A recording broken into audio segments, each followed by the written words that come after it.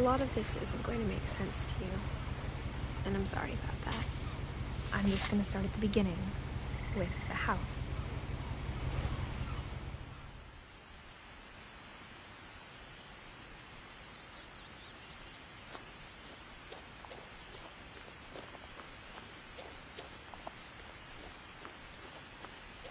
I lived here until I was 11, but I wasn't allowed inside half the rooms.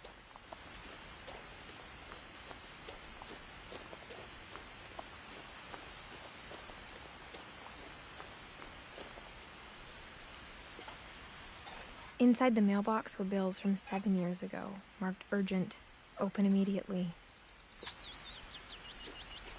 I hadn't been back since my brother Lewis's funeral.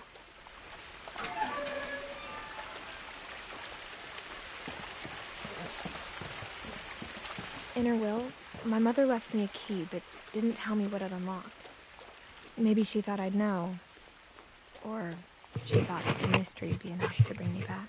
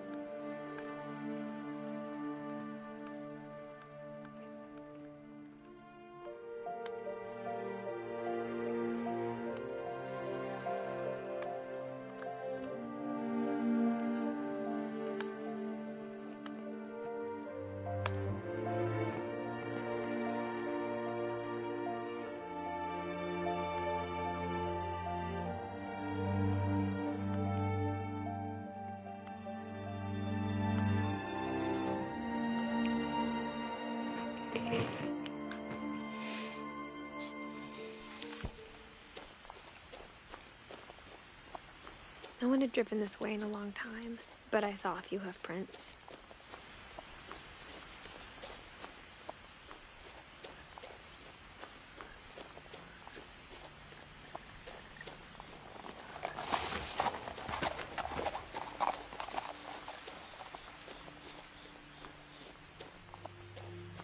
The truth is, even after I inherited the house, I never thought I'd come back to it.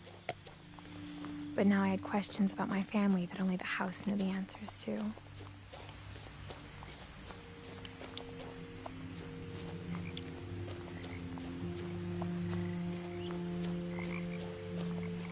The house was exactly like I remembered it, the way I'd been dreaming about it.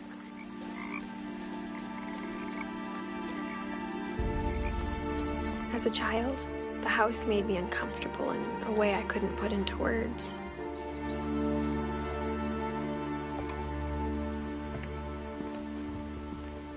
Now, as a 17-year-old, I knew exactly what those words were.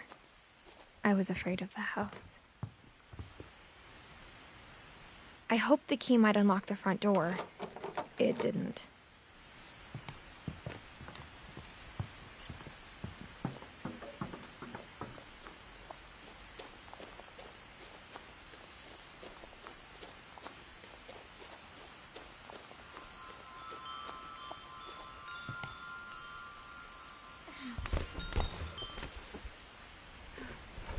Crawling through the doggy door used to be a lot easier when I was 11.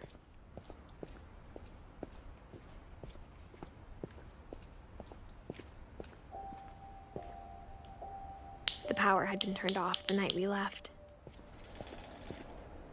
For the first time in years, I felt like I was home. But instead of a family, there were just memories of one. Like how only one restaurant would deliver to our house, so we had Chinese a lot. Or how after Louis started working at the cannery, we all got sick of eating salmon. Except our cat, Molly. Nothing in the house looked abnormal. There was just too much of it, like a smile with too many teeth.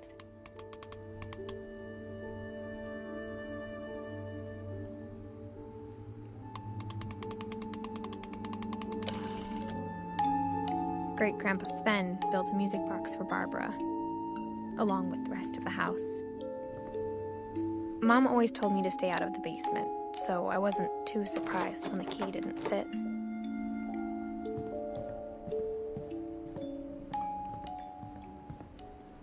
My mom wasn't much of an optimist, but she never stopped believing that my brother Milton was alive.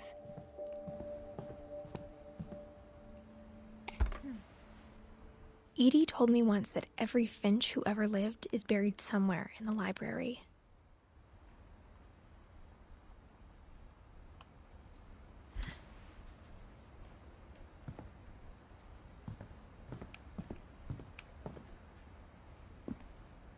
After Milton disappeared, Mom sealed up all the bedrooms. Then Edie retaliated and drilled peepholes.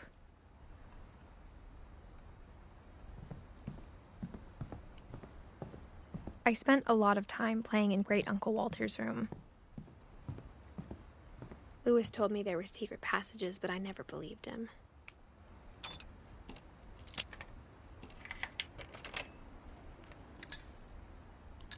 Turns out, my mom was really good at keeping secrets. Now it was time to find out what my mom had been afraid of.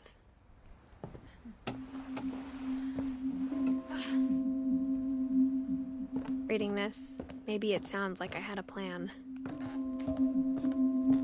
But I had no idea what was behind that door.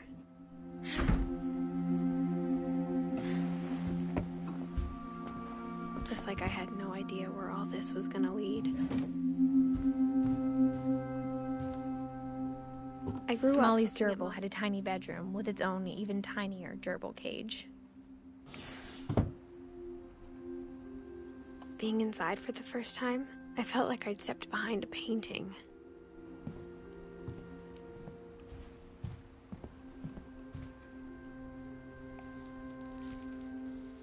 December 13th, 1947. Dear Diary, I'll be gone soon, but I wanted to tell somebody about what's gonna happen. It started when Mom sent me to bed without dinner. I woke up and I was starving, so I looked around for something to eat. The gerbil food was dry, but I didn't mind it.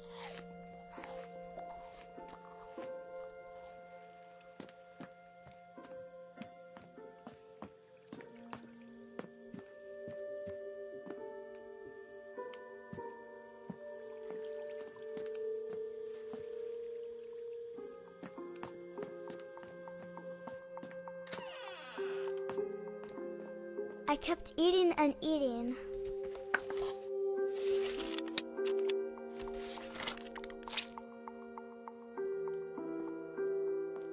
I ate a lot of things that night.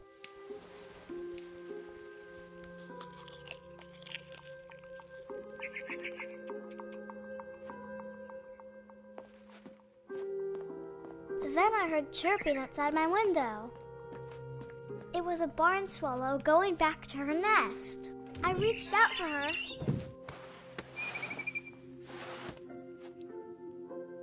And suddenly, I was a cat.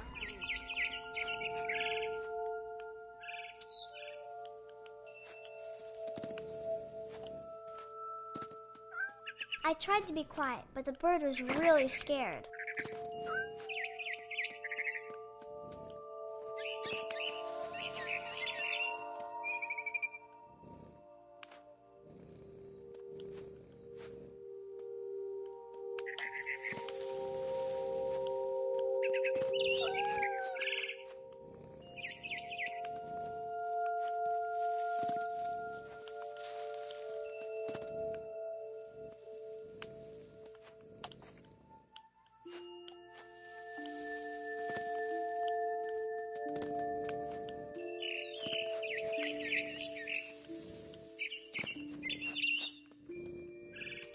I jumped and I almost got her.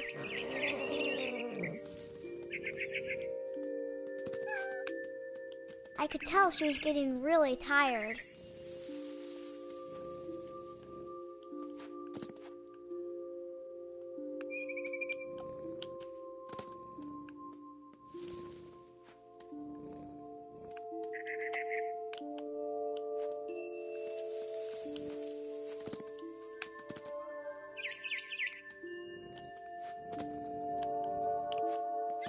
Now I was up in the big tree. I promised Dad I wouldn't climb it anymore. All I cared about was eating that mama bird.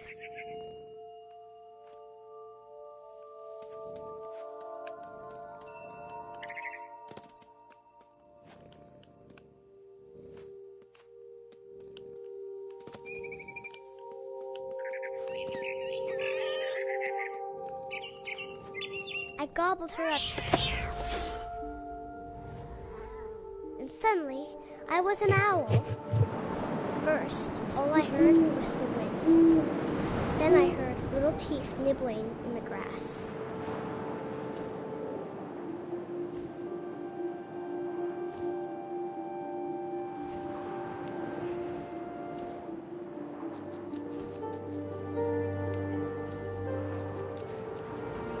Rabbits.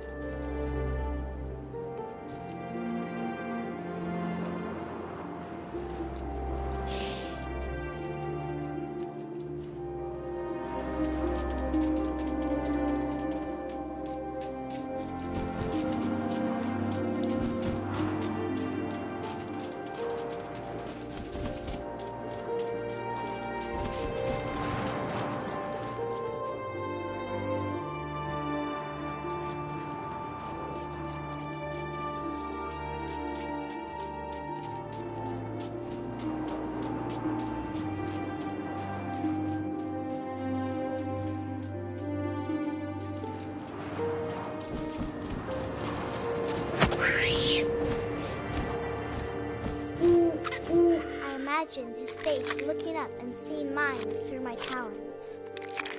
I swallowed him up, and I didn't chew one bit. Then I flew off to find something bigger.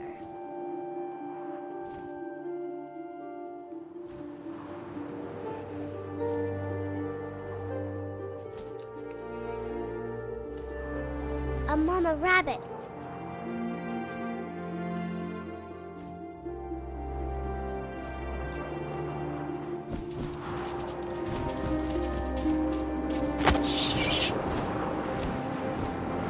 She was almost too big to carry. I started choking, but I couldn't stop eating. And suddenly, I was a shark.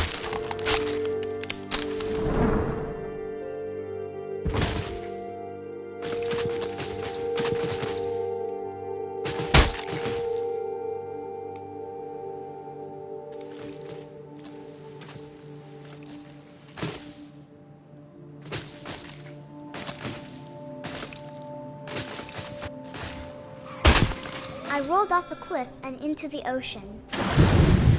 Now, I was hungrier than ever.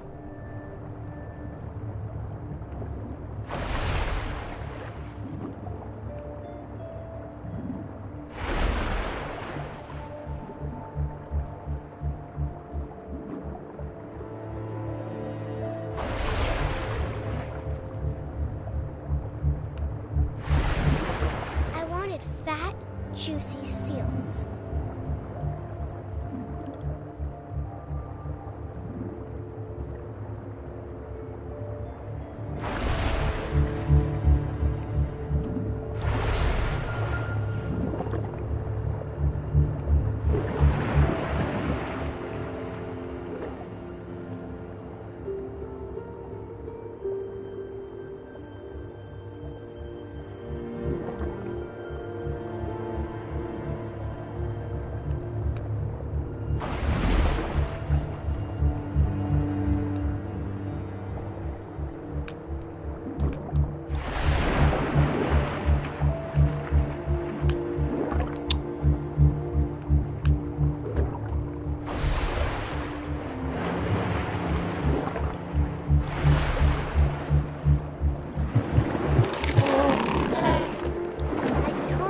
flipper, and it tasted really good.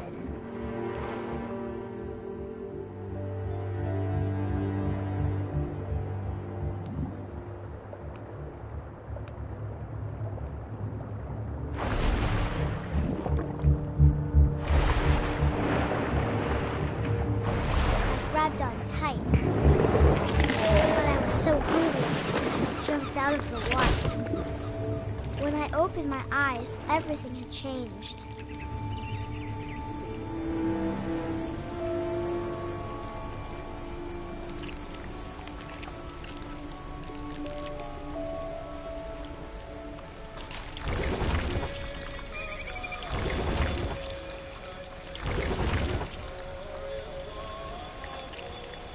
Now I was a monster, and I smelled people everywhere.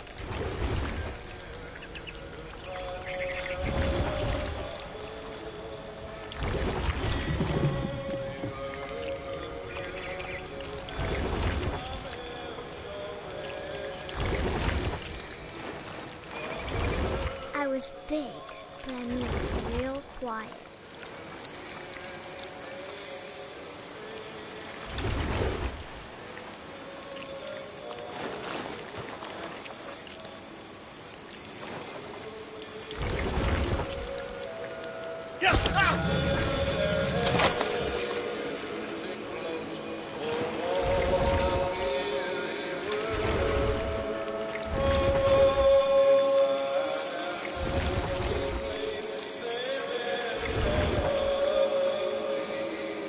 I wanted to stop, but also I didn't.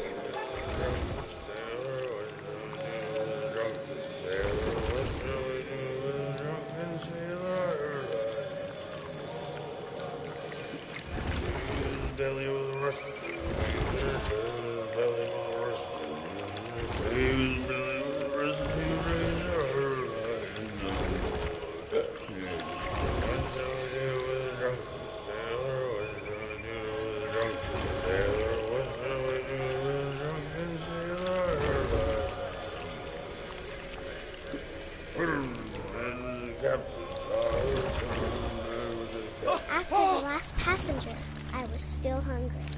And across the water, I smelled something new. Something I had to have, so I swam towards it.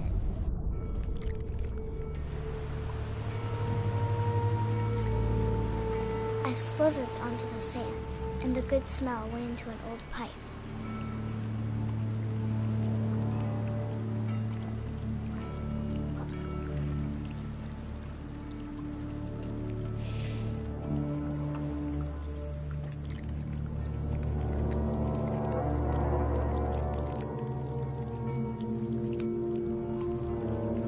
I got closer and closer.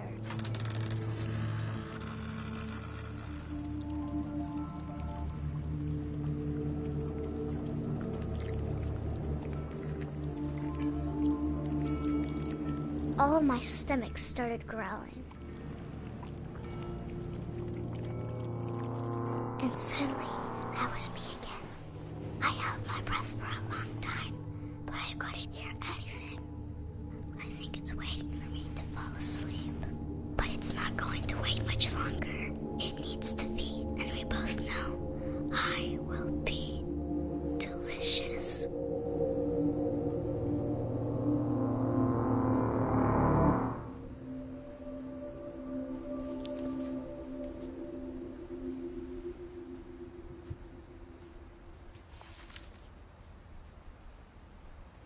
I'm not sure if I believed all of that, but I'm sure Edie would have.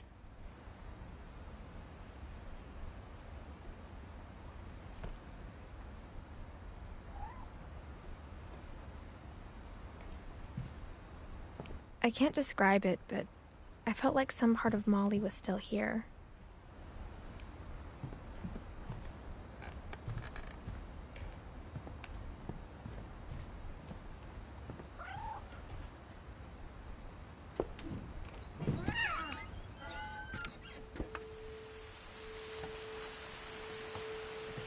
This will be obvious later, but my mom never told me any of these stories. Edie would have, but Mom didn't like bringing up the past. Though, When we adopted a stray kitten, she was the one who named it Molly. I spent a lot of time in Great-Grandma Edie's room.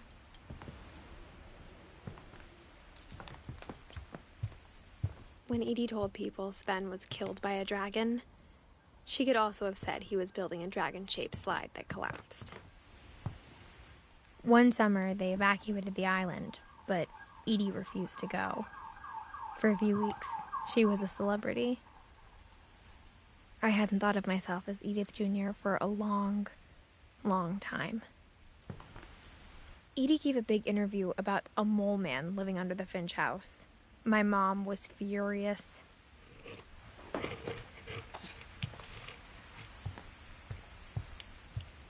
Louis died a week before we left, but Edie had already started to memorialize him.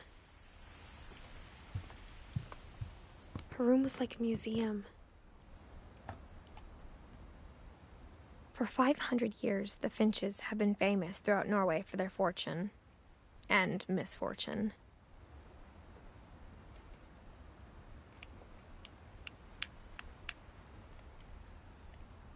Odin Finch buries the latest victims of the family curse, his wife Ingeborg and their newborn son, Johan. On January 7th, 1937, he set sail with his family and his house, hoping to leave the curse behind. But 40-foot waves off the coast of Washington send the house and Odin to the bottom of the sea. Odin's daughter Edie, with husband Sven and baby Molly, step ashore on their new home, Orcas Island. Odin Finch is the first to be buried in the new family cemetery. His daughter Edie is already dreaming of a new Finch house.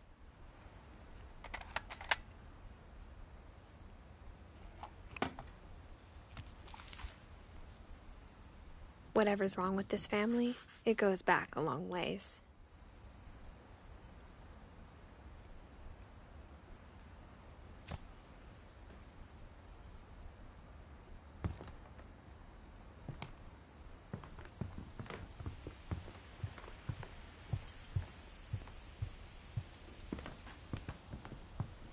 Even in her 90s, sometimes Edie seemed a lot younger than my mother. The only trace Grandpa Sam's first wife, Kay, left on the house was the pink bathroom. It was a pretty big trace.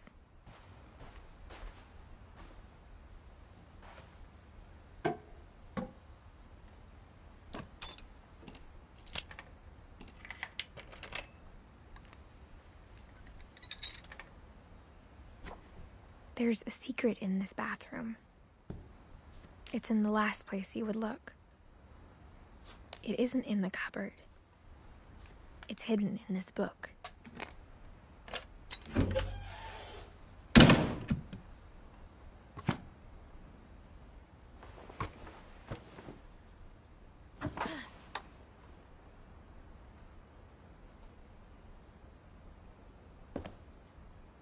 Sven gave Sam an old camera he'd refurbished. He never put it down.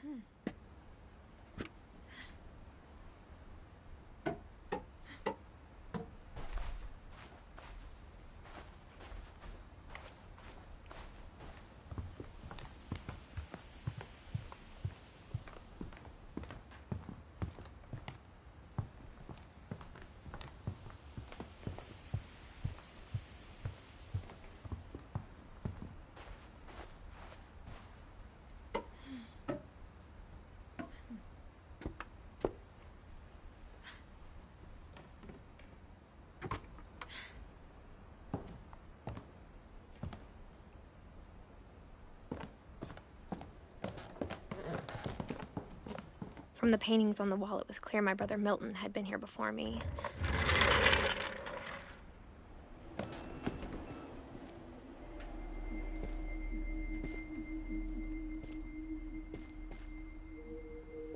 I knew Grandpa Sam had a twin.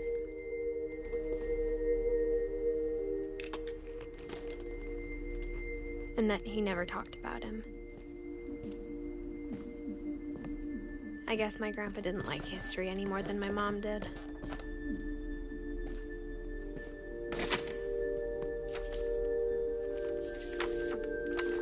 How I Want to Remember My Brother by Sam Finch. The thing I remember is that when he made up his mind, that was it.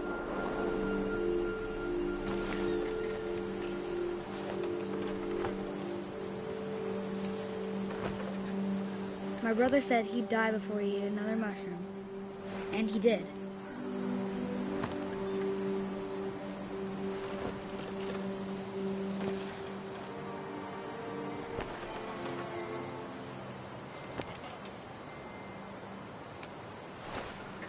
At Barbara's funeral, we swore we'd never be afraid again, and he wasn't. I think Calvin always wanted to fly.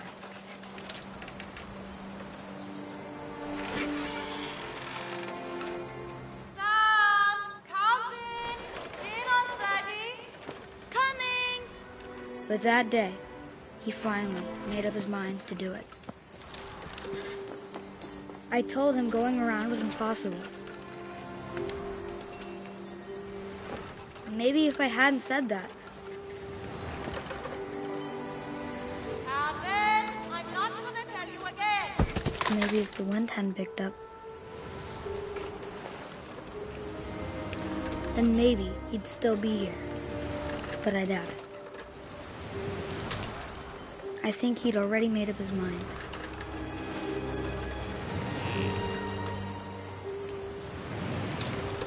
That's what I want to remember about my brother.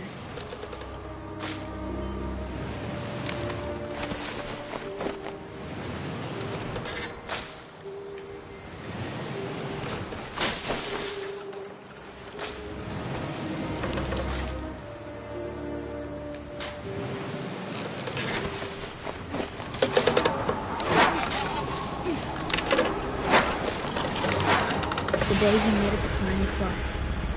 And he did.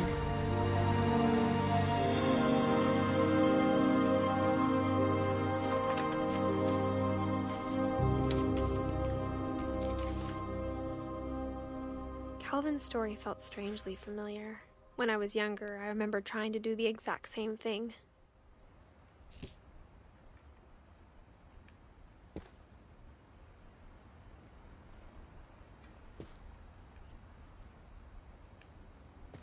After the funeral, Edie roped off Calvin's half of the room.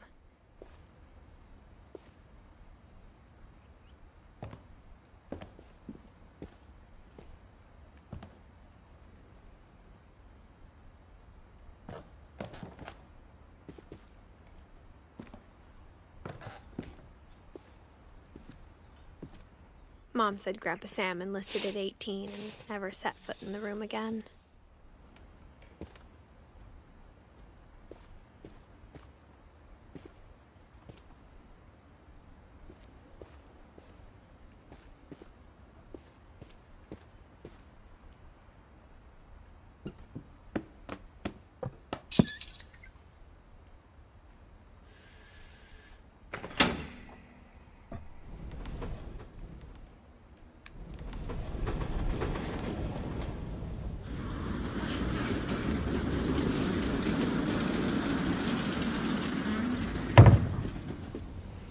Yo, this is crazy. These house compartments.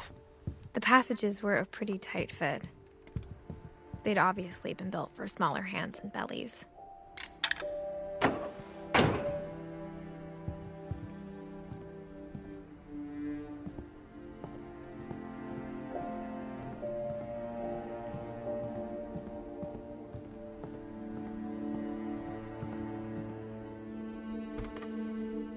As a kid, I just assumed every house had peepholes and sealed rooms you weren't allowed inside of.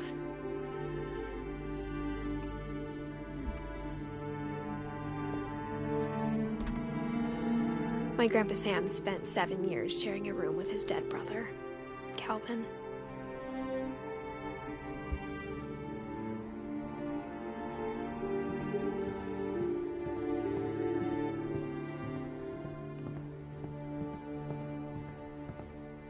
Whenever people ask me about my family, the first thing they always want to know about is Barbara.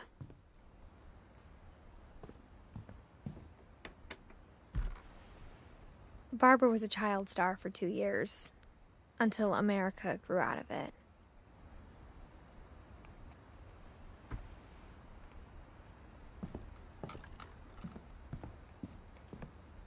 Mom must have locked the third floor stairs on the night we left.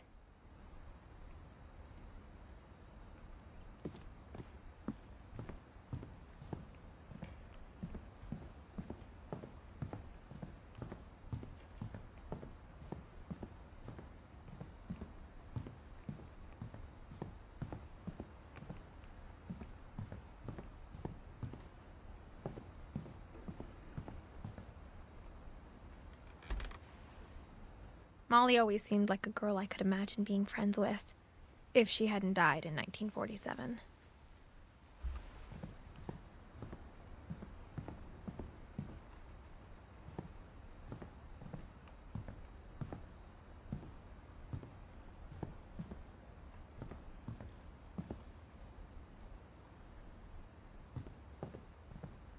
Where's the door I literally just came out of?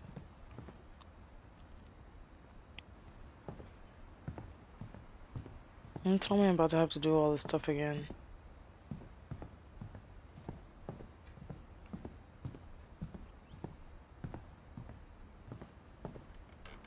This is where I came from.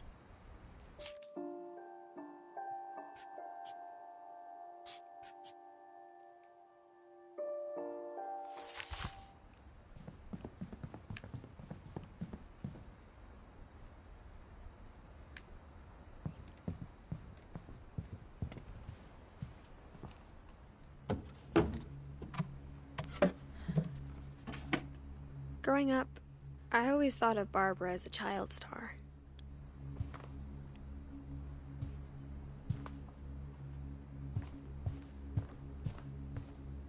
I never thought about how hard it must have been for her afterwards.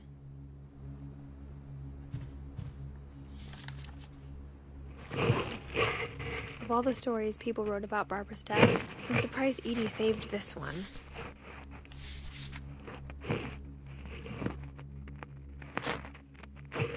Old Jack here with another ghastly tale inspired by America's most unfortunate family. I'm calling it The Surprise Ending of Barbara Finch. As a child star, Barbara was famous for her scream. Now at 16, she was all washed up. A has-been.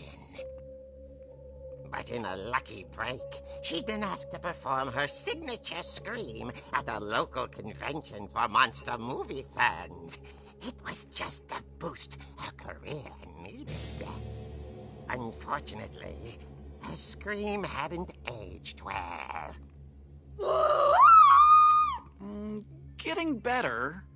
I think you just need the right motivation. Her biggest fan and current boyfriend, Rick, was about to demonstrate when... Now that was a great scream. It was Barbara's father, Sven. He'd slipped into a table saw and had to be rushed to the emergency room. So Barbara got stuck babysitting her youngest brother, Walter. Her convention comeback was cancelled. Okay, I'm hearing frustration, but I'm not hearing terror. What if I tried... A gang of hoodlums in Halloween masks have been terrorizing Orcas Island tonight. Police are urging residents to... That came from the basement. You're right! Also, I loved your delivery on that. Why is your basement door locked? Because my dad likes making puzzles and secret passages. There's a key hidden in the music box. The secret is to keep winding and winding until finally the key pops out. Thanks. I'll be back in a sec.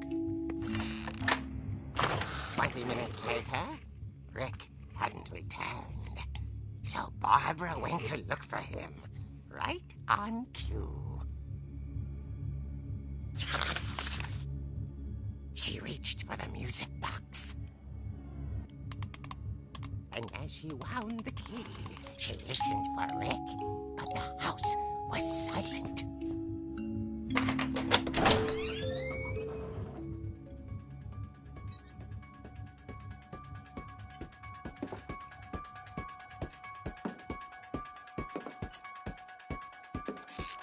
She found Rick's crutch and imagined the worst.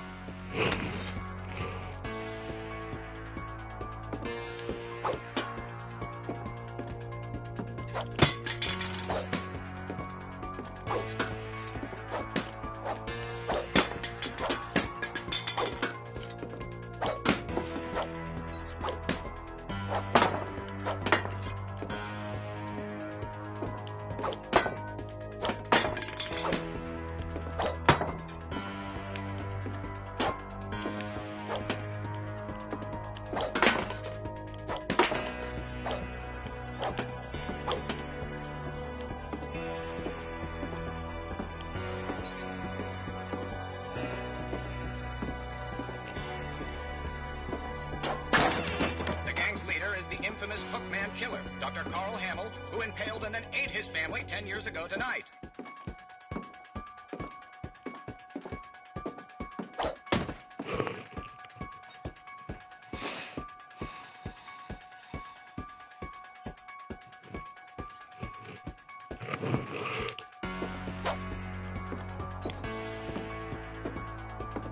The old fridge rattled and grew still. Oh dear! Oh! Rick? Barb, relax. I was just trying to scare you to help you find your scream. Well, I'm not scared, Rick. I'm furious. Then act furious. All I'm getting from you now is that you're hurt and confused and She threw him out, but she kept a little something to remember him by. Barb, have you seen my other crutch? And she was still holding it when she fell asleep watching the late picture show. Hours later... Barbara! Walter, what's going on up there? Ah! Okay, I'm coming up, but if this is a trick, you're dead, Walter.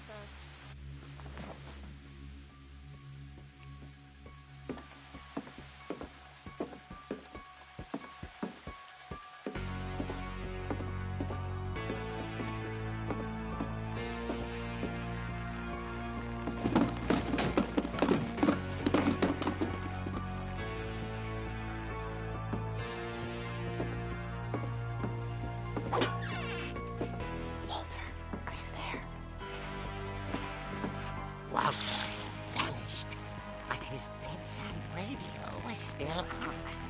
Orcas Island police describe the man as 6 feet tall, with a steel hook for a hand. Residents are urged to lock all doors and windows and notify the police of any suspicious activity.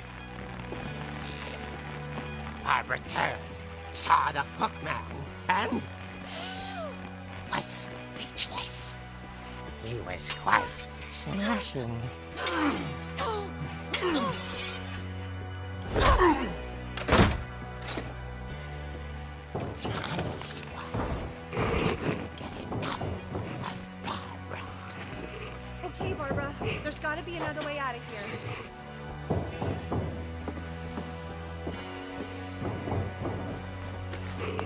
That night, she played her part beautifully.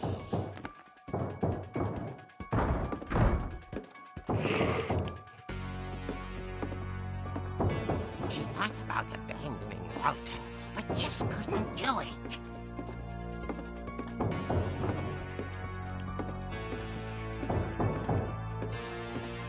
Molly's door hadn't been opened in years. The hinges groaned.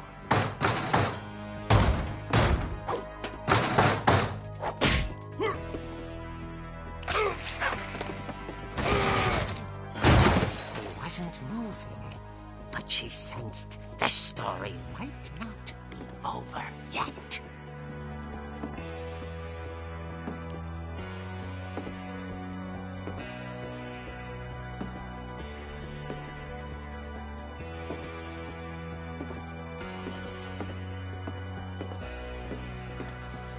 The hookman had vanished. She listened for his breathing, but all she heard was...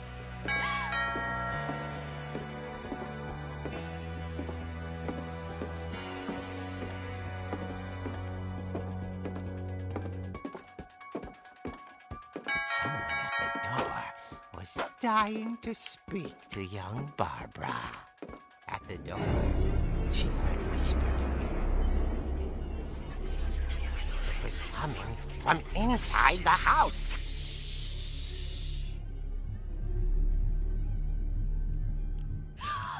Oh dear.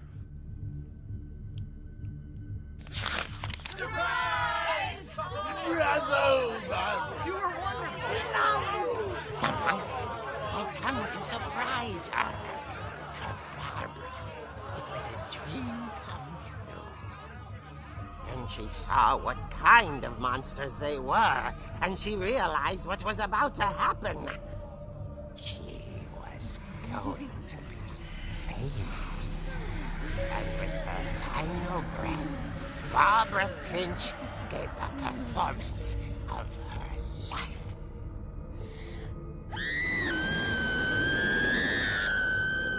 I wasn't there myself, but I hear Barbara was magnificent. Poor girl. She had a taste for stardom. But unfortunately, so did her fans. Of course, the police blamed it all on poor Rick, who disappeared the same night. And little Walter? Hiding under his bed the whole time. He took it all pretty hard, but that's another story.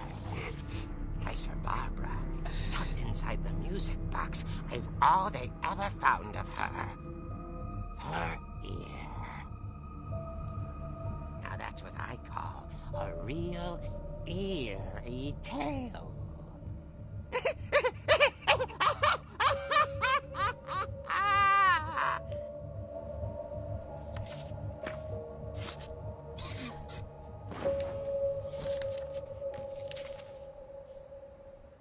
Edie told me all Barbara wanted was to be remembered, as absurd as that comic was. Maybe what Edie saw was a happy ending.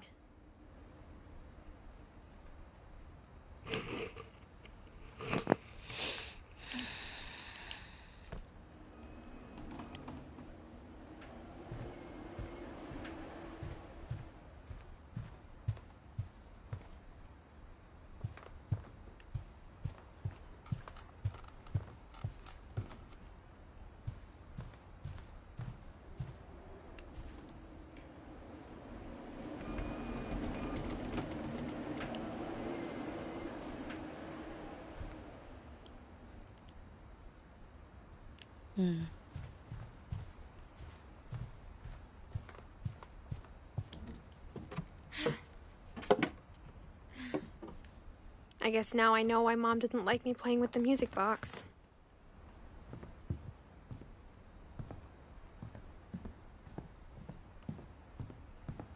It's funny. All those times I played with the music box and never found the basement key.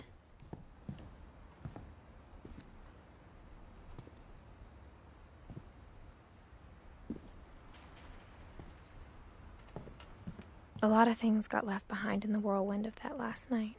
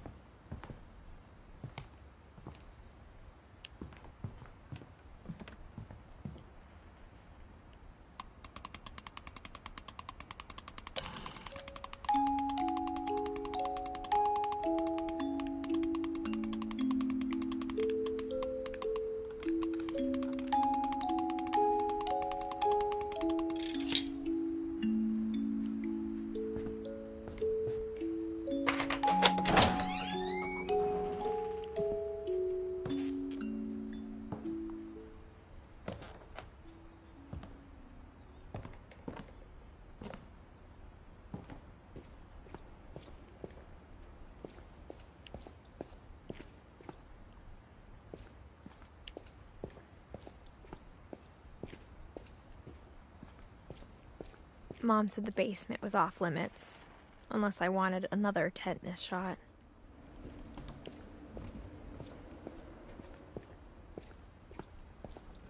I saw Edie sneak down to the basement once, carrying packages. I thought maybe she was hiding presents.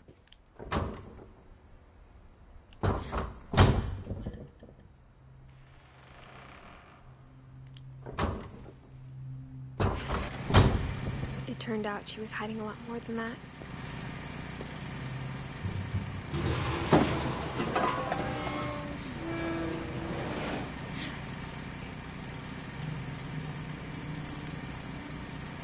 I remember asking Mom once about where Walter had gone. She said after Barbara died, he got as far away as he could. If there's a pattern in all these stories, I think it's that none of us has gotten very far. Goodbye, everyone. I can't believe I've been down here for 30 years. On that first day, after the shaking started, I didn't think I'd survive a week.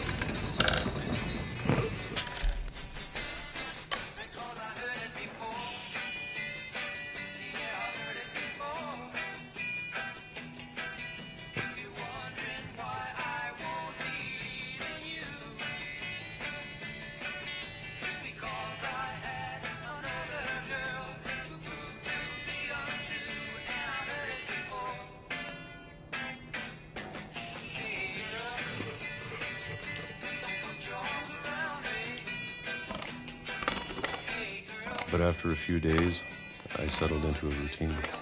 That's what kept me sane. Having a schedule, living for today. I always expected to be dead tomorrow. But if you wait long enough, you get used to anything.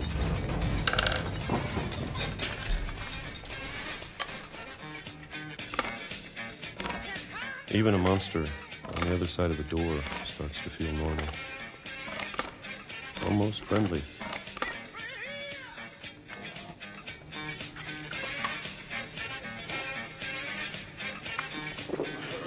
And then one day, everything just stopped. Whatever that thing was, it was gone. Maybe it got tired of waiting. Or maybe I just got tired of being afraid.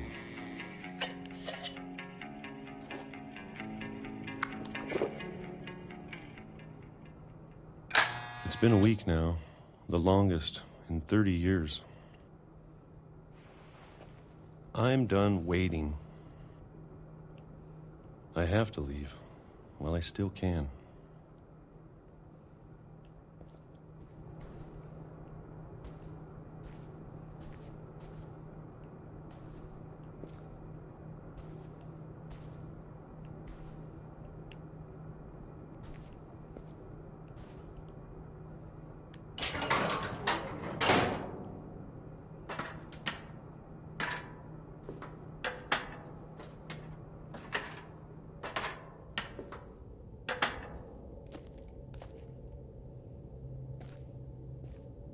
I know it's out there, somewhere.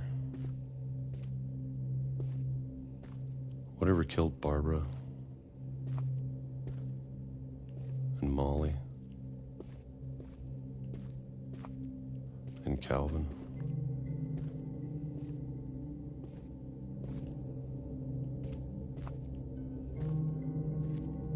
Maybe this is all a mistake. But I need to stop living the same day, even if it kills me.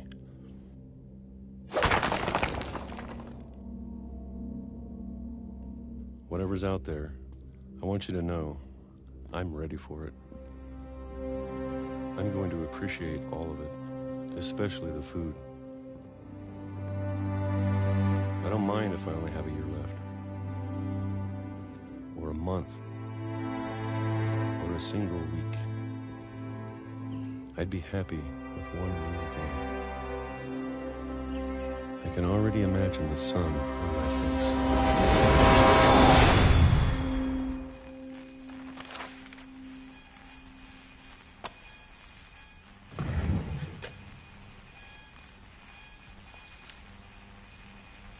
Walter died when I was 6. I can't believe my mom never told me he was down here. I'm sure my mom was trying to protect me.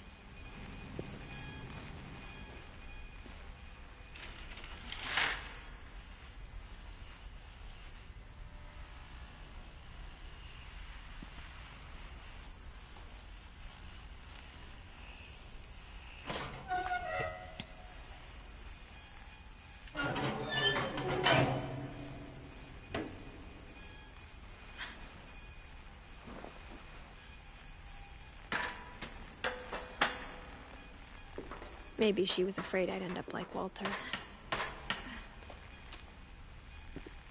But if she never told me about an uncle under the house, I can only imagine what else she was hiding.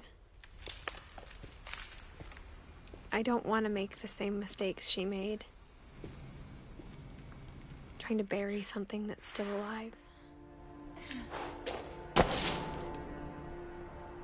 Now that there's only one of us left, or maybe two, I thought it was time I heard the stories for myself and found out what happened to everyone else. But now I'm worried the stories themselves might be the problem. Maybe we believed so much in a family curse, we made it real.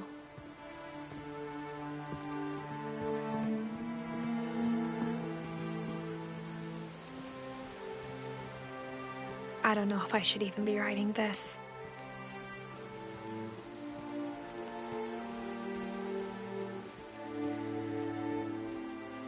Maybe it'd be better if all this just died with me.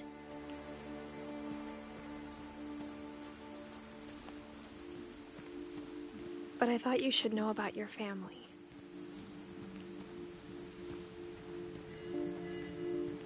And the history you're a part of.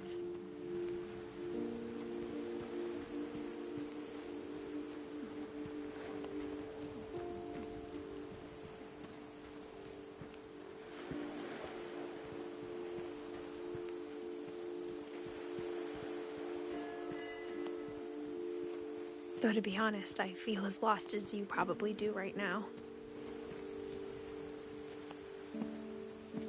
I think the people in these stories believed them, for what that's worth.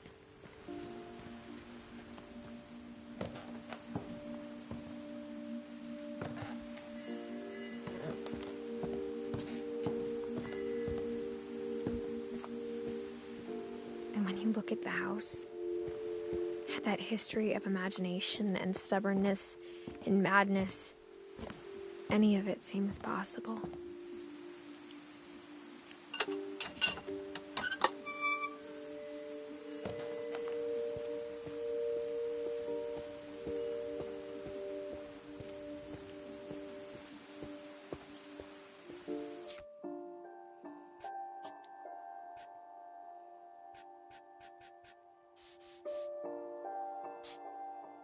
Sorry guys, I can't see.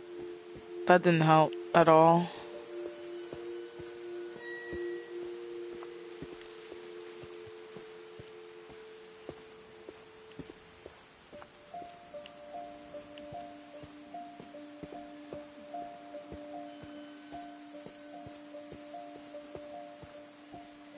I think we've been surrounded by death for so long, we've just gotten used to it.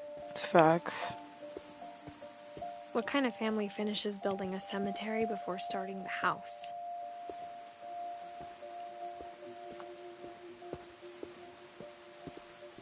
It's embarrassing for me to admit this, but the pet cemetery made me more uncomfortable than the human one. 3 of the gerbils are mine, and 2 had been my fault. Sven built the house, but it was Edie who designed the cemetery.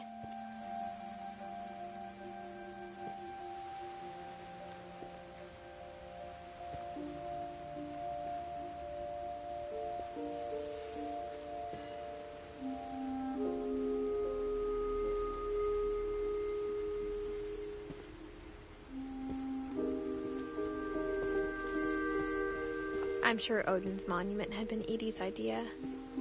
My mom was always trying to move on, but for Edie, the past never went away.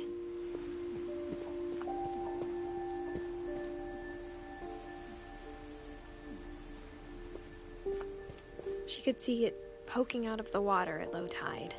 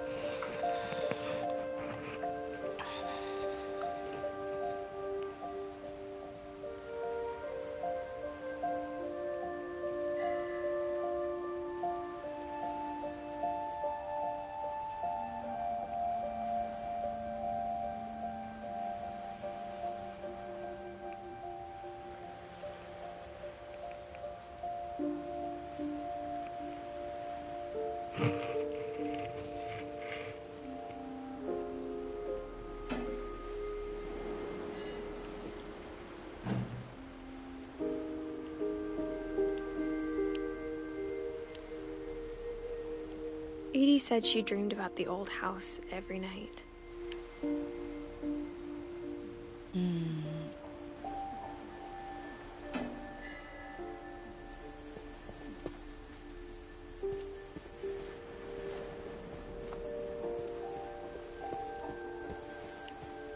Edie's side was always easier for me to understand.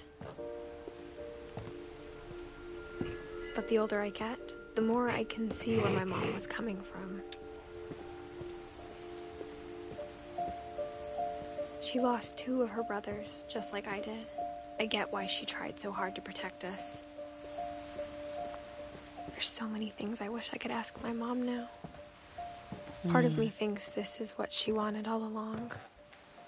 For me to come back someday and find everything out for myself.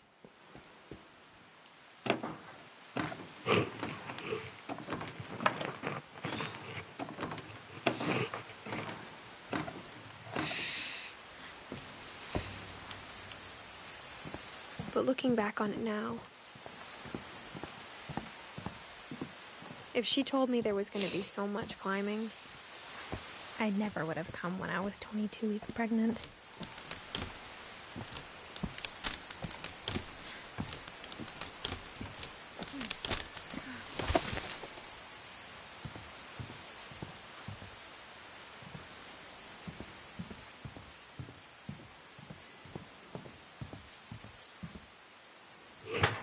I never met Grandpa Sam, but I think he and my mom had a lot in common.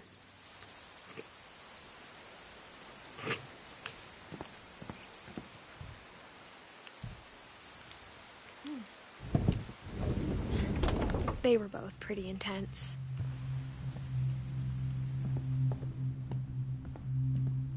Instead of hiding from death, Sam seemed to go out of his way to meet it.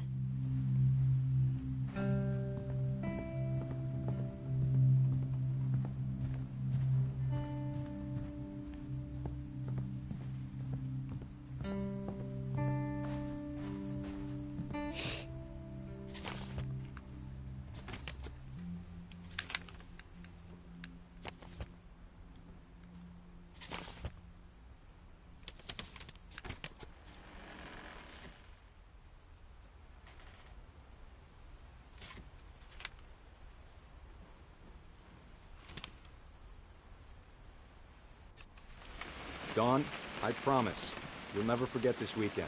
Yes, sir. These memories are gonna last a lifetime. Am I gonna have to shoot anything? It's a hunting trip, Dawn. Shooting is strongly encouraged. Not quite.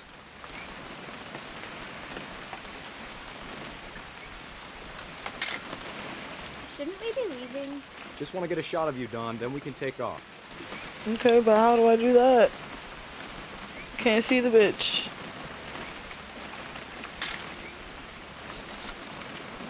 What? Perfect.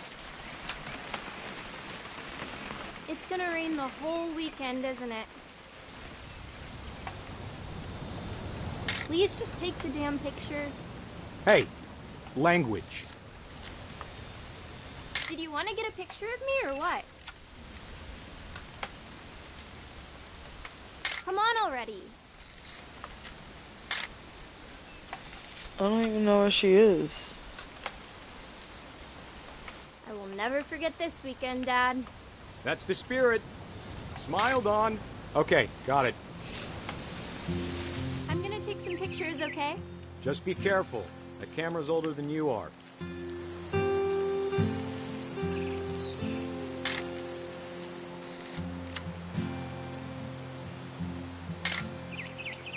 You're right, Dad. It's starting to clear up. Still freezing, though.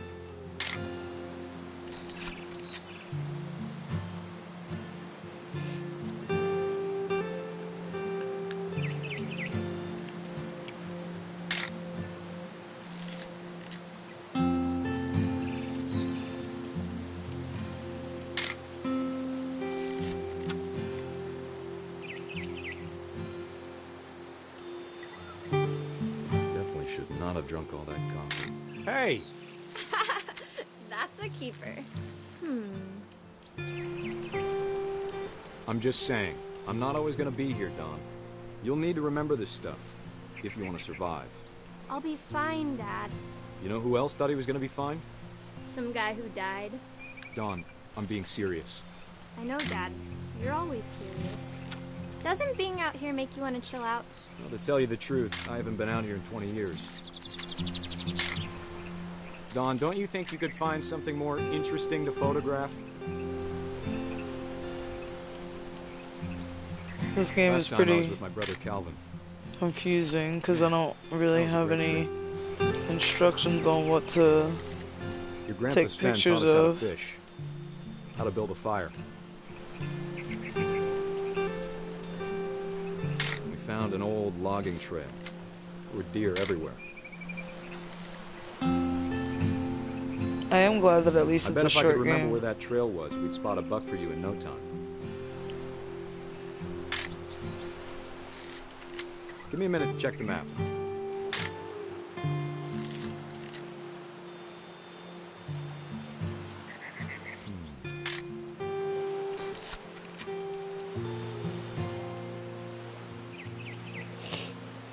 Let's see. Dad! Good eyes, Dawn. Before you take the shot, let me get a picture of you. Dad, Let me get the eye. do I have to do this? Dawn, you don't have to do anything. But if you want to survive... Great Oh, shot, Dawn! Shit.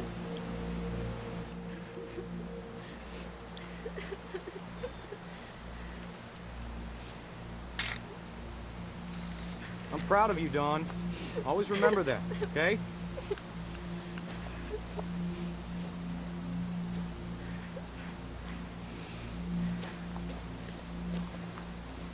Sorry, Dawn. Just gotta reset the timer.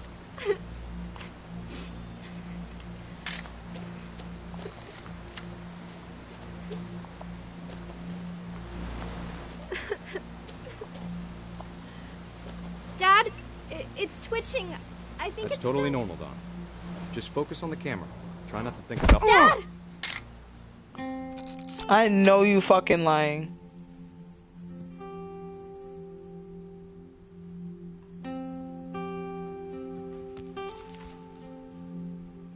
Of all these stories, that's the one I wish most that my mom had told me.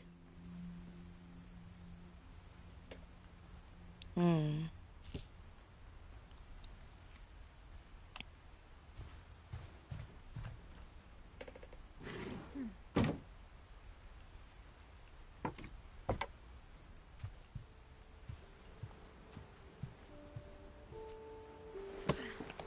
After Sam died, my mom and Edie got really close.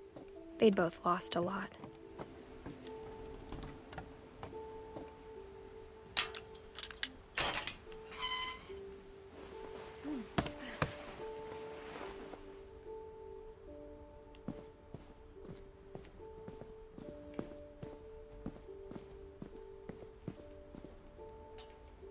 Nah.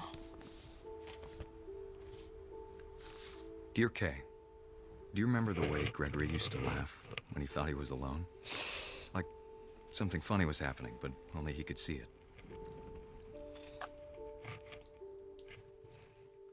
I think he saw things the rest of us don't.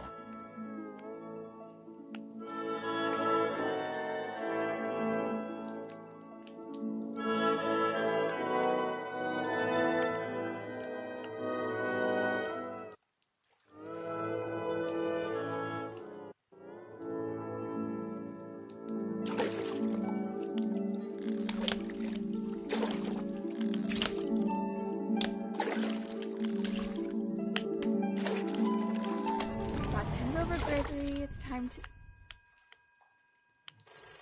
Hold on, sweetie.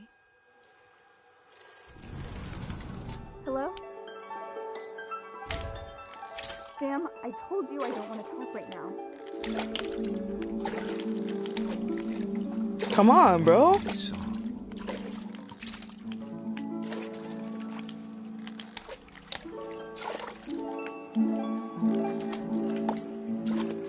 What his world was like.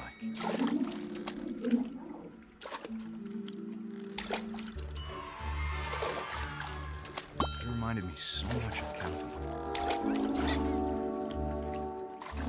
Lost in his imagination.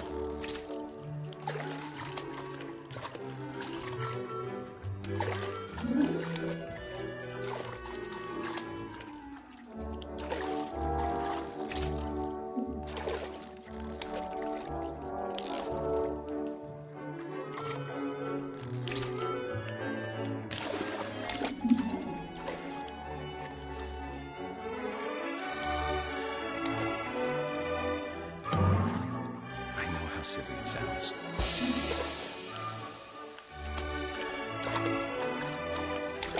That I worried about the baby being too happy. But I could feel him slipping away. Sorry about that, Gregory. I know you did everything you could. Maybe if I hadn't called that night.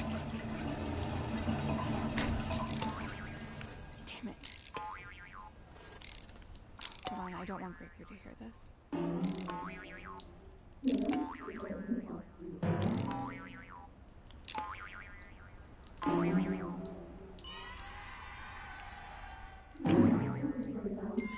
I wish he could have told us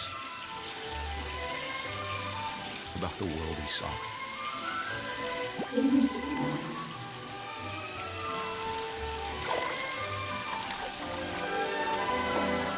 There's so much I don't understand. Oh, this is crazy, bro. About Gregory. About everything.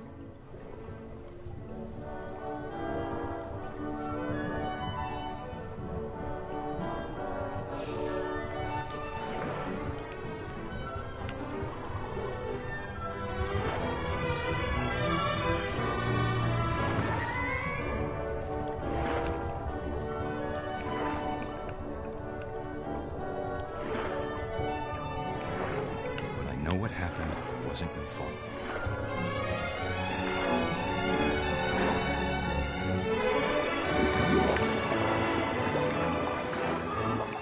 I'm sure he's happy.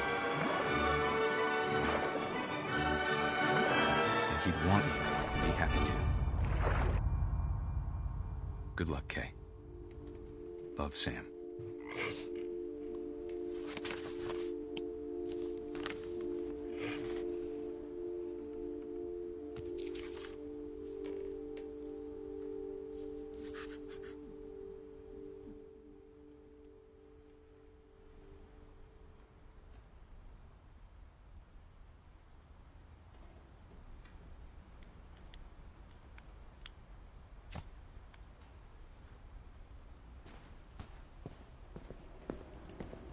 I can't imagine my mom ever writing poetry, and yet...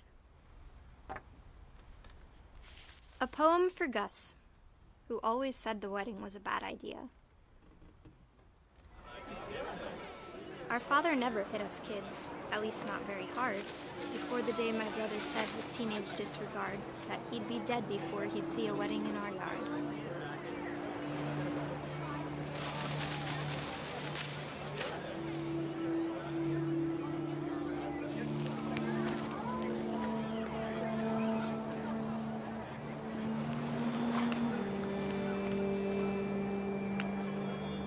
father made him come, of course, but Gus stood far apart, just flew his kite and bottled up the storm inside his heart.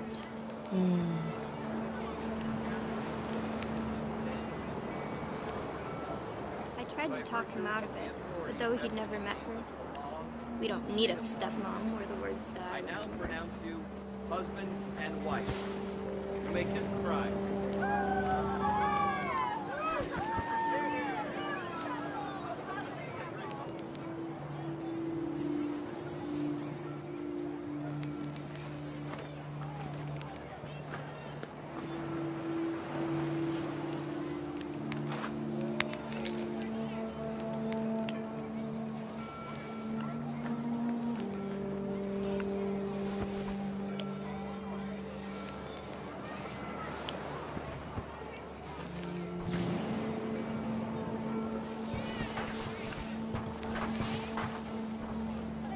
When the time for photos came, Dad ordered him to come here.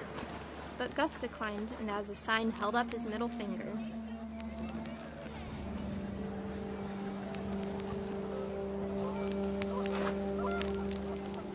The wind picked up, and panicked geese appeared and quickly went. But all the humans did that day was go inside the tent.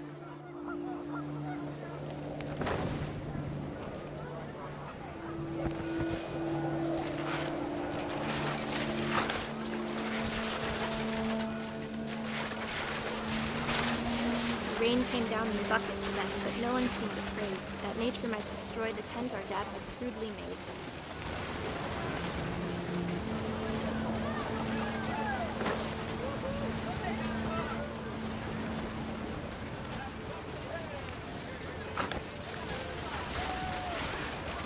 The thunder sounded much too close and full of angry power. But all my father said to this was, "Make the music louder."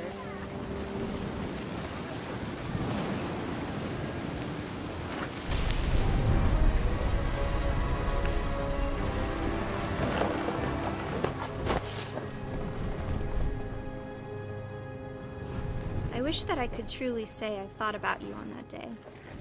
Out there on the beach alone, just you, the wind, sea, and foam. But I didn't, until we found you.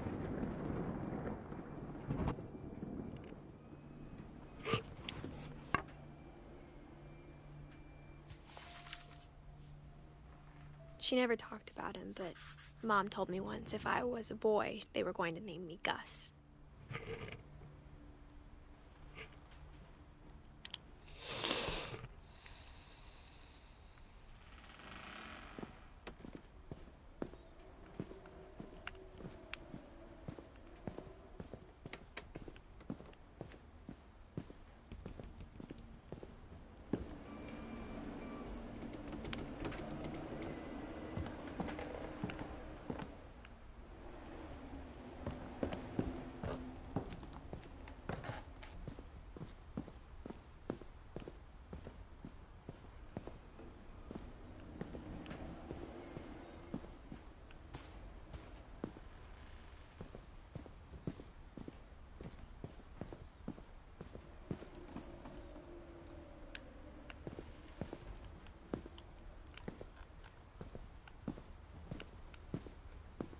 These doors are sealed, and that's insane.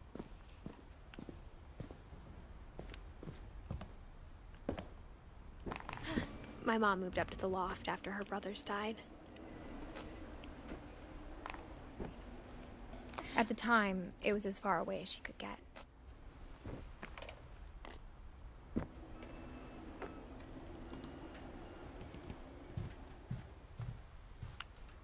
She spent a summer building houses in Calcutta, where she met my dad, Sanjay. Religion was another thing my mom never talked about, but I think it helped her a lot after her dad died.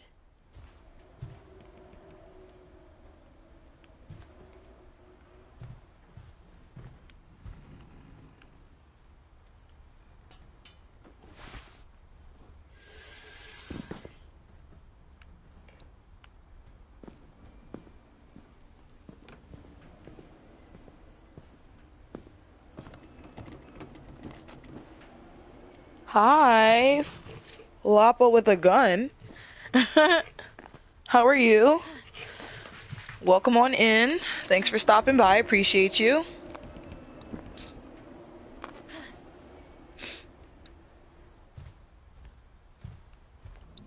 My mom moved to India a week after graduation and got a job teaching English. Louis was born a year later.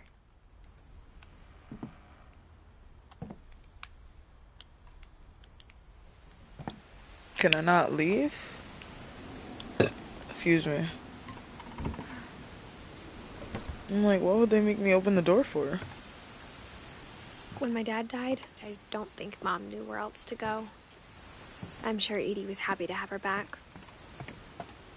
The house had to get a little bigger, but Edie was used to that.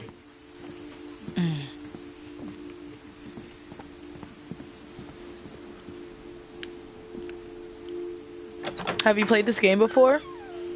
And for a while, things were good. Almost normal.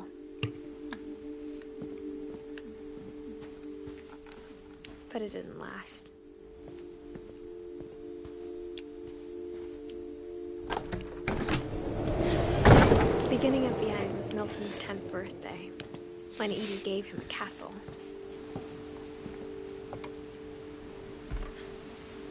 After Milton disappeared, the only thing he left behind was a room full of paintings.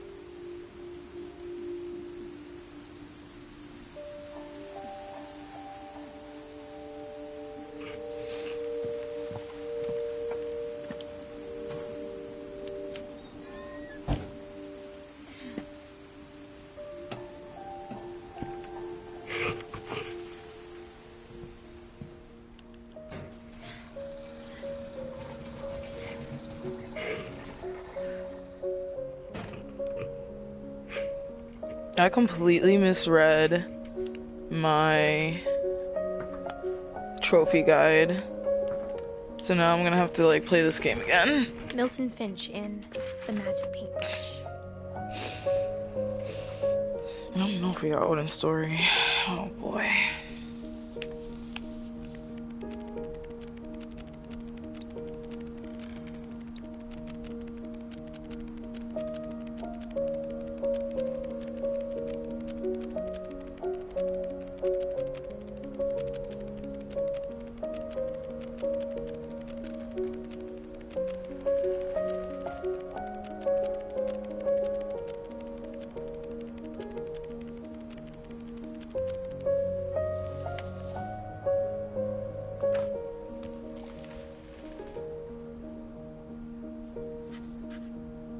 I was 4 when Milton disappeared.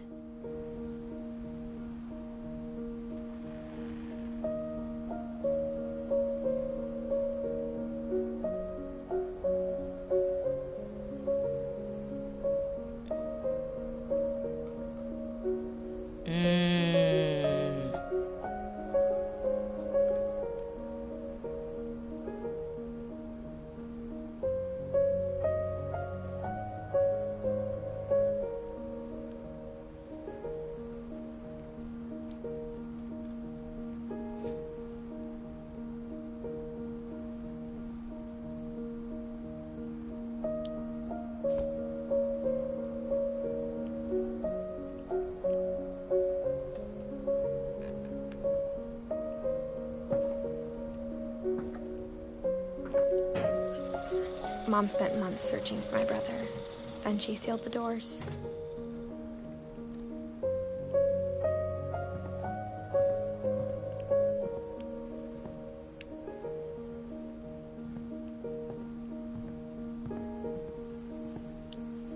Whatever Milton had found in the house, Mom didn't want it getting out.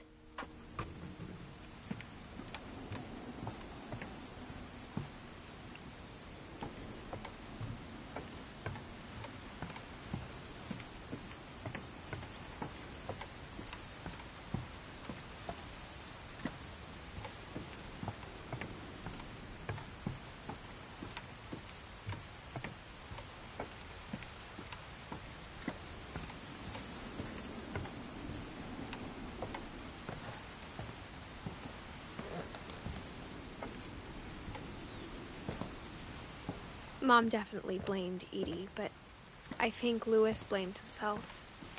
After he graduated, he just spent more and more time in his room. Until Mom got him a job at the cannery.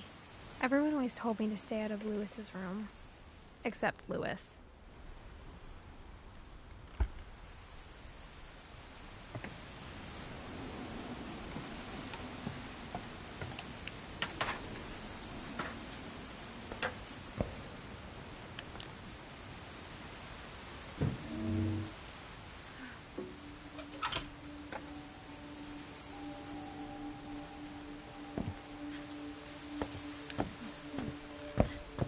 Louis's room smelled very, very familiar. That part of him lived on. Louis and I spent a lot of time playing games together, but he was surprisingly bad at them. He died a lot.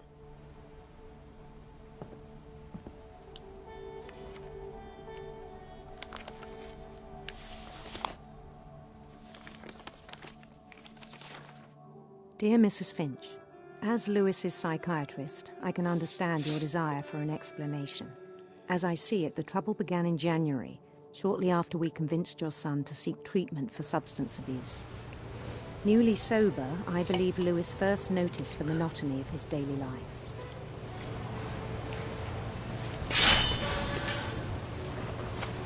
He kept working at the cannery, but he withdrew part of himself.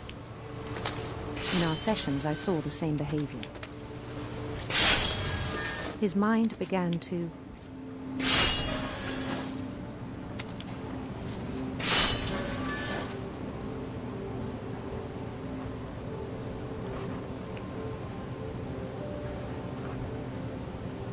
wander.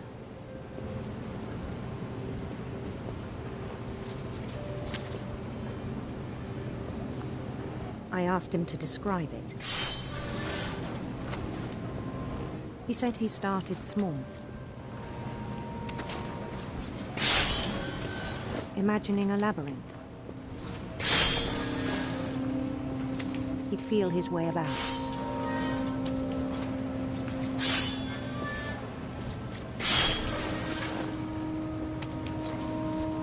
Then something moved. Bats. And toads.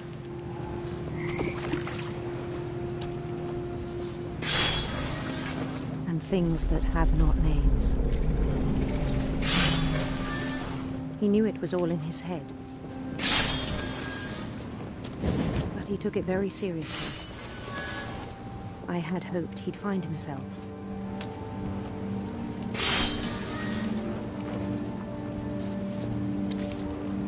But he found something more. I worried about him then.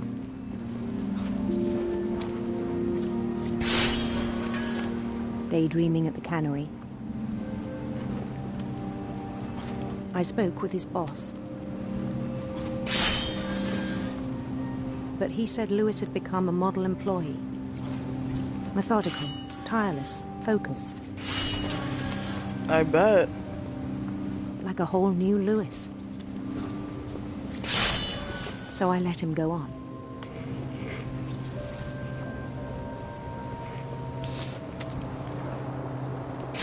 I even encouraged him.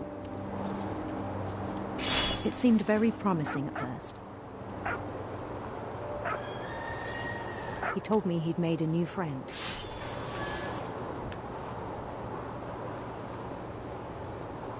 On the edge of a city he named Louis Token. He built the city up slowly, brick by brick. Then he made musicians.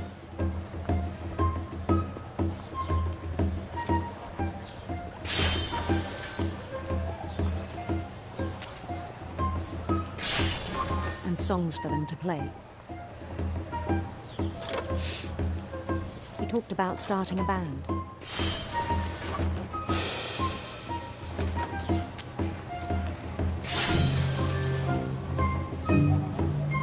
And he was always humming something. Every day his imagination grew stronger.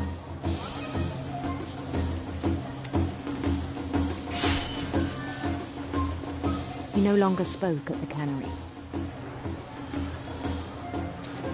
But his chopping was as reliable as ever.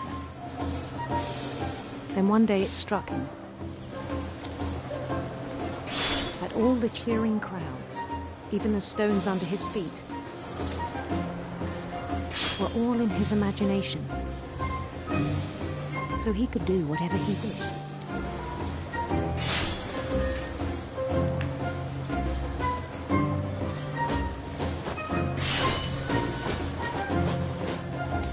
He held an election for mayor. And he won. They begged him to stay, but his mind was already wandering. It became a game for him.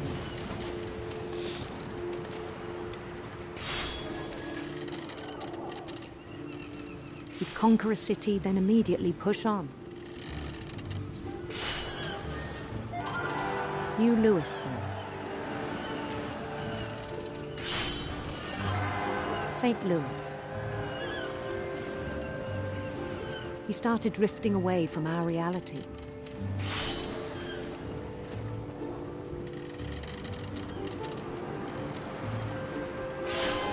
Minneapolis, until one day he forgot to go home from the cannery. Even as his mother pleaded with him, part of Louis kept sailing on.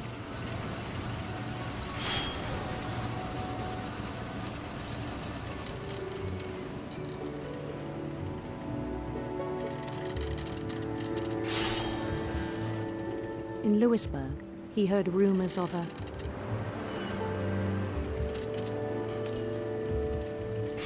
handsome queen.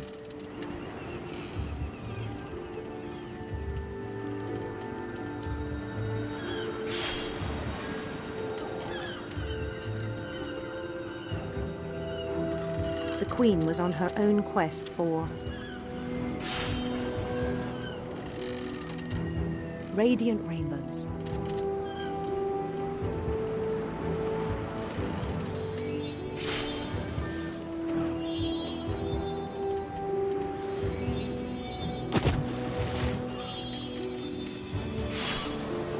He followed the sound of her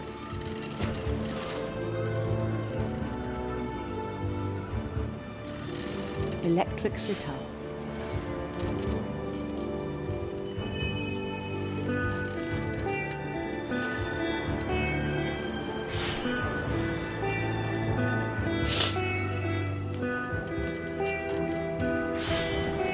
His chase led him to a golden palace east of the sun and west of the moon. Even then, his logic remained sound.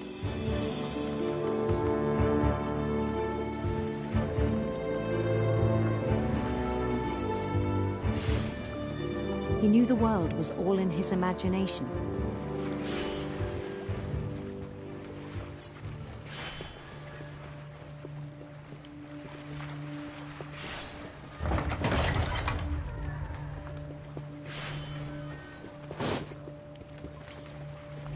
But he was so proud of having created it.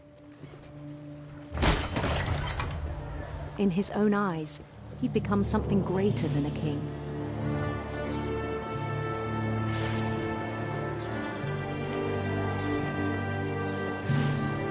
This is like a very interesting Someone who'd dynamic never known here. success in the real world, I think it was overwhelming. And then it struck him that the real Louis was not the one chopping salmon, but the one climbing the steps of a golden palace.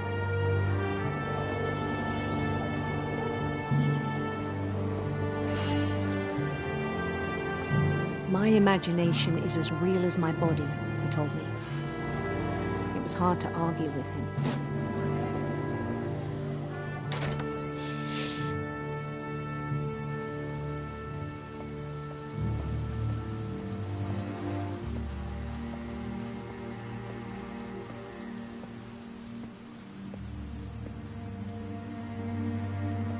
Began to forget the world we know.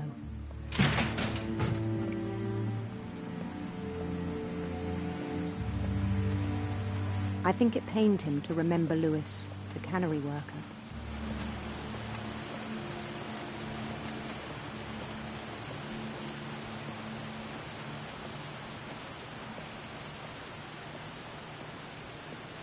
He began to despise the man with a royal contempt.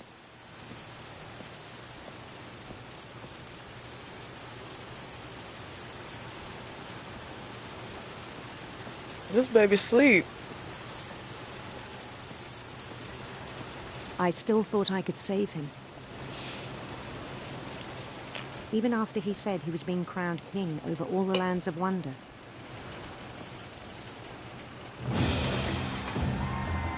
The palace would be packed with his companions.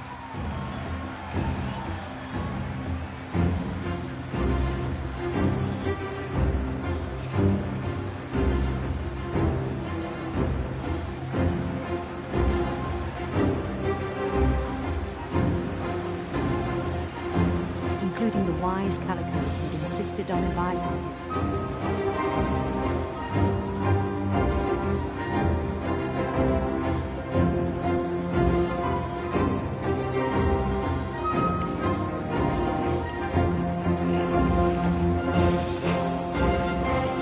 We should still be able to get most of the trophies, to be honest.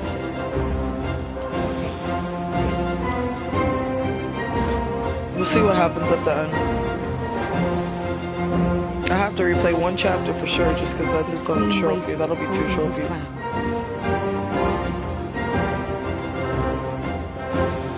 There's only like 8 trophies. There was only one thing left to do.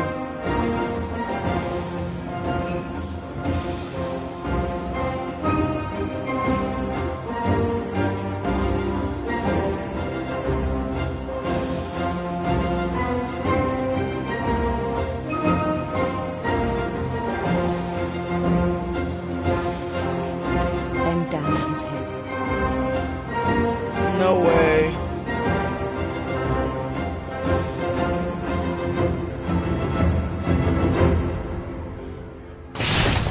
And the rest I think you know.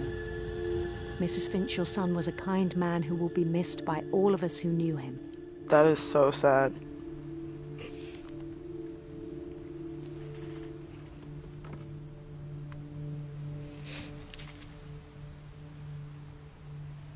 My brother was really cool. I wish you could have met him.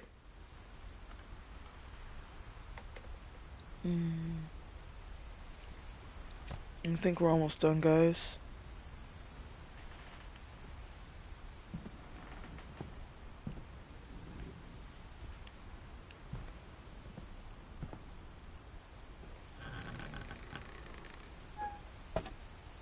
I think we have 2 stories left. And then On the way we'll back do... from Lewis's funeral, my mom told me to start packing.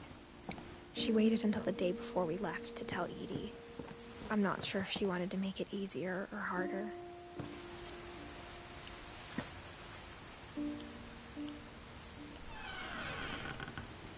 I wish we'd stayed. But I understand why we left.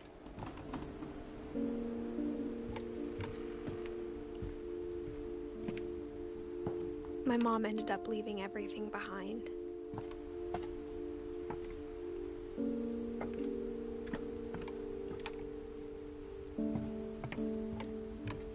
What happened that night had been coming for a long time. Let me just make sure I didn't miss anything down here, because I would really hate to end the game and miss something.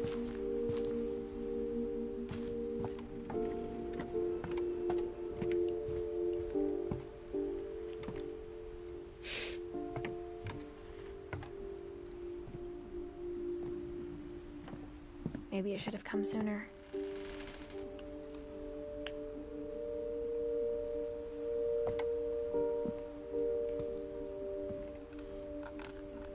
But it had to end one way or another. All that's left now is to tell you about that last night.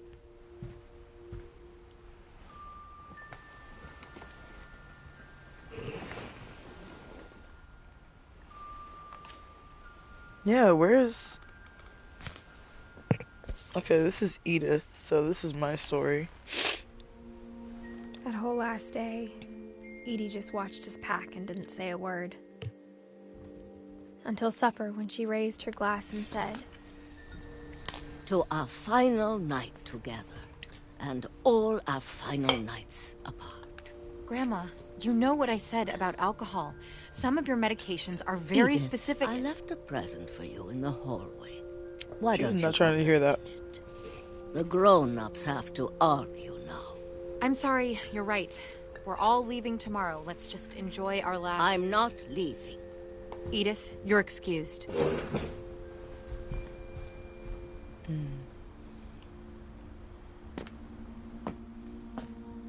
The power had been shut off that morning, but Edie always had plenty of candles. When my mom sealed the library, I don't think she knew about the other entrance. Or that Edie had a key to it.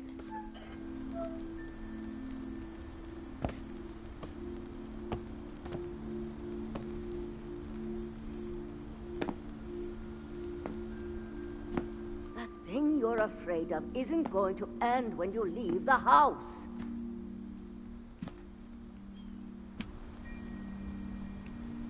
Edith has a right to know these stories. My children are dead because of your stories. I think it's best if Edith and I leave tonight. We'll have Are they the dead nursing because home of the send a van stories? for you in the morning. Okay?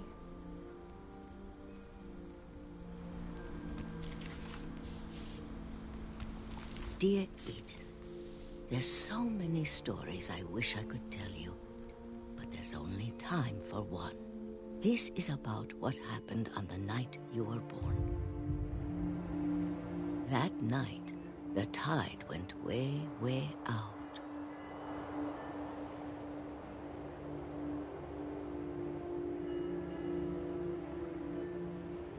Sorry, I wasn't, I keep forgetting this is an interactive story. It was the first and last time I ever saw the old house aground. There'd been an earthquake out in the middle of the ocean. They called it the lowest tide in 1,000 years. God, it smelled awful. You know, I've seen that house every day of my life.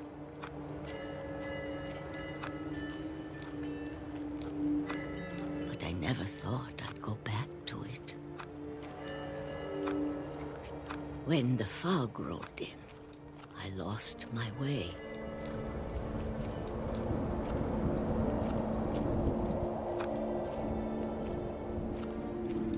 I got turned around.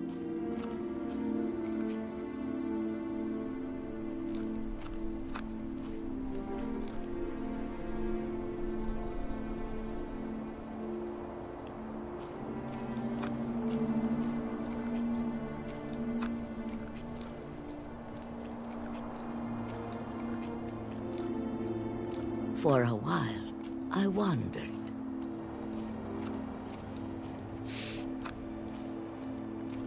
I started seeing things.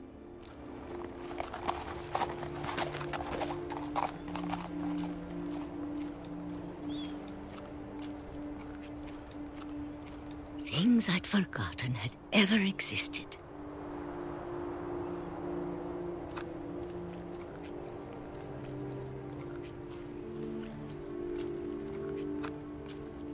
But when I saw them, they felt like old friends. That night, a lot of things came back to me. This is Edie's story, but I didn't do Dawn's story yet. Or maybe I came back to them.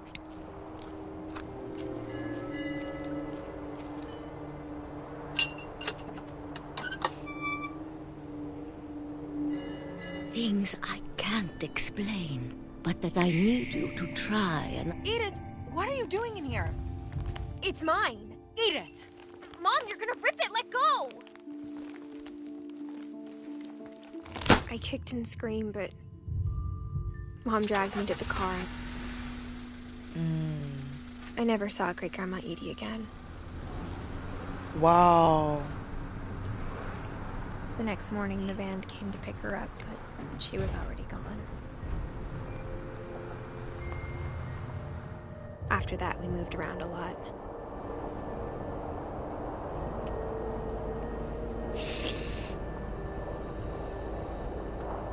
We both tried to make the best of it.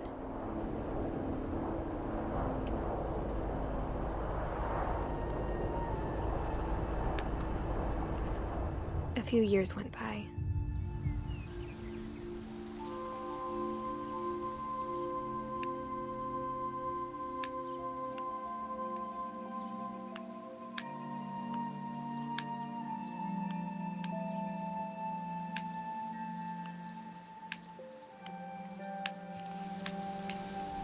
My mom didn't like to talk about it. But she started getting sick a lot. The rest happened pretty quickly.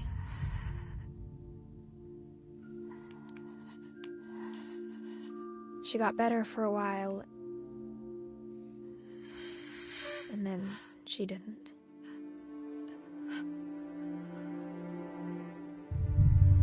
And then I was alone.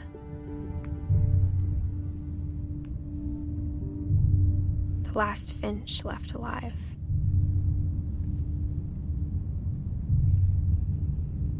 Until I found out about you.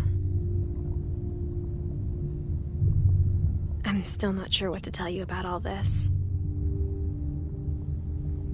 If we lived forever, maybe we'd have time to understand things. But as it is, I think the best we can do is try to open our eyes. And appreciate how strange and brief all of this is.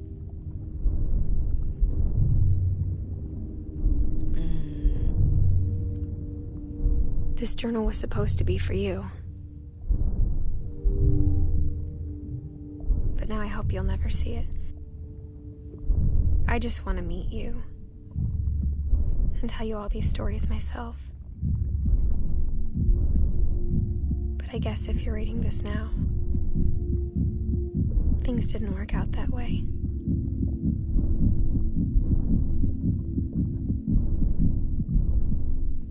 No way. This is where your story begins. I'm sorry I won't be there to see it. It's a lot to ask, but I don't want you to be sad that I'm gone. I want you to be amazed that any of us ever had a chance to be here at all. Good luck.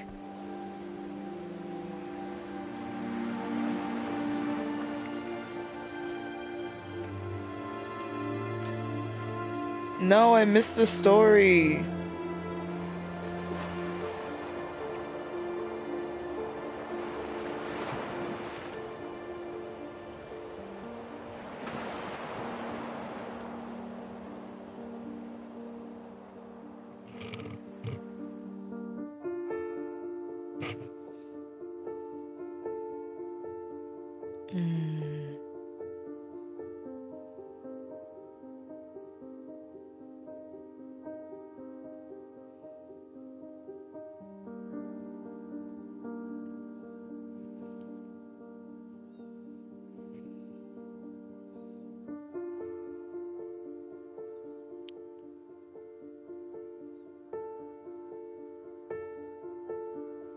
Oh, cool. So I did get all the stories.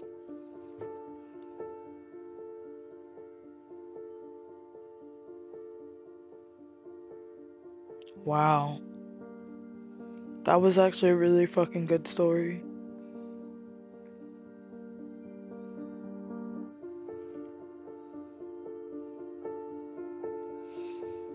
So we missed a closer look trophy. So we're gonna have to replay quite a couple chapters, honestly.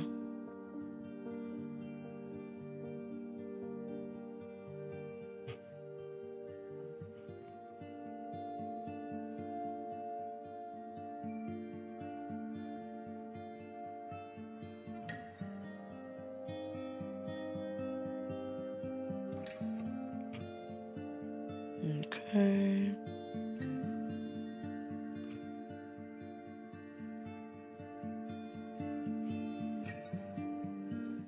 Very random trophy, but you know.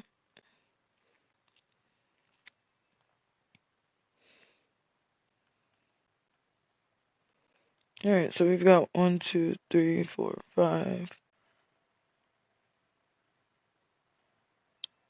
5 trophies left, but there's no platinum.